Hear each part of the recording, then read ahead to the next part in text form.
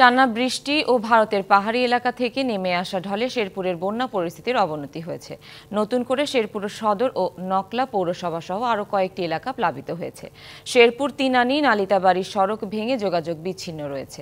পরিবর্তিত রয়েছে ময়মনসিংহের বন্যা পরিস্থিতি। রবিবার ভোরে নকলার উরফা ইউনিয়নে কুরের কান্দা গ্রামের এক কৃষকের মরদেহ উদ্ধার করে স্থানীয়রা। এ নিয়ে বন্যায় জেলার মৃতের সংখ্যা বেড়ে দাঁড়িয়েছে ৭।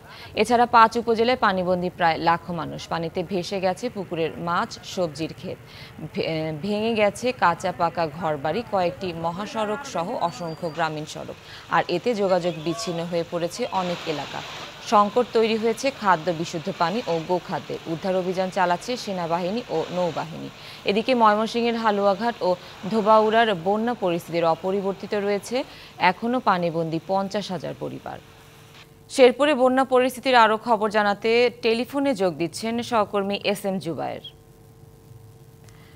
জুবায়ের, আপনি আমাকে শুনতে পাচ্ছেন কি না? আর বন্যা পরিস্থিতির সর্বশেষ কি খবর জানাবেন? আর এছাড়া জানাবেন কোনো মানুষ নিখোঁজ আছে কিনা, উদ্ধার তৎপরতা অথবা ত্রাণ তৎপরতার কি খবর জানাবেন? সুনন্দা, গত ৩ দিনের যে ভারী বর্ষণ এবং ভারত থেকে নেমে আসা পাহাড়ি ঢলে সেতুলে যে বন্যা পরিস্থিতি সৃষ্টি হয়েছে সেটি কিন্তু অবনতির দিকে যাচ্ছে। গতকাল সন্ধ্যার থেকে যে পাহাড়ি ঢল সেটির পরিমাণ কিছুটা বেড়ে যাওয়ায় নতুন নতুন এলাকা প্লাবিত হয়েছে।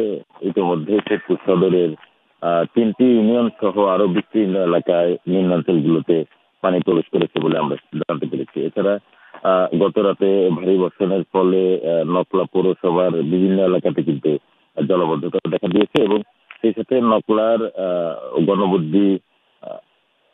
গণবুদ্ধি নকলা ইউনিয়ন সহ উরফা ইউনিয়নে কিন্তু পানি প্রবেশ করেছে এবং আমরা জানতে পারছি যে সেসব এলাকা থেকে আসলে অনেক মানুষের ঘরে ইতিমধ্যে খাটের উপরে পানি উঠে গিয়েছে। আর আমরা যেটি খবর পেয়েছি ভোরবেলায় যে একজনের মৃত্যু সংবাদ পেয়েছি নকলা থেকে। তিনি খুব সম্ভবত বিদ্যুৎ হয়ে মারা গিয়েছেন বন্যায়। এর আগে কিন্তু আমরা আরো ৬ জনের মৃত্যুর খবর জানিয়েছিলাম। আসলে উদ্ধার তৎপরতা স্থানীয় যে স্বেচ্ছাসেবকরা রয়েছেন এবং দেশের বিভিন্ন স্থান থেকে কিন্তু বিভিন্ন সংগঠনের স্বেচ্ছাসেবকরা এসেছেন, তারা উদ্ধার কার্যক্রম চেষ্টা করছেন, কিন্তু আসলে পর্যাপ্ত পরিমাণ সরঞ্জাম, নিরাপত্তা সরঞ্জাম না থাকায় এবং নৌকা না থাকায় কিন্তু আসলে উদ্ধার কার্যক্রম ব্যাহত হচ্ছে এবং ত্রাণ যে খাবার সরবরাহ করা হবে সেটিও আসলে ব্যাহত হচ্ছে।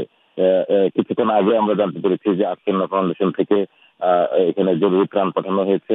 এরকম প্রচেষ্টা ফাউন্ডেশন থেকে আসলে ত্রাণের ব্যবস্থা করা হয়েছে, কিন্তু এই যে অপ্রতুল আসলে যোগাযোগ ব্যবস্থা এবং পরিবহনের জন্য এগুলো পৌঁছানো। জুবায়ের, ধন্যবাদ আপনাকে।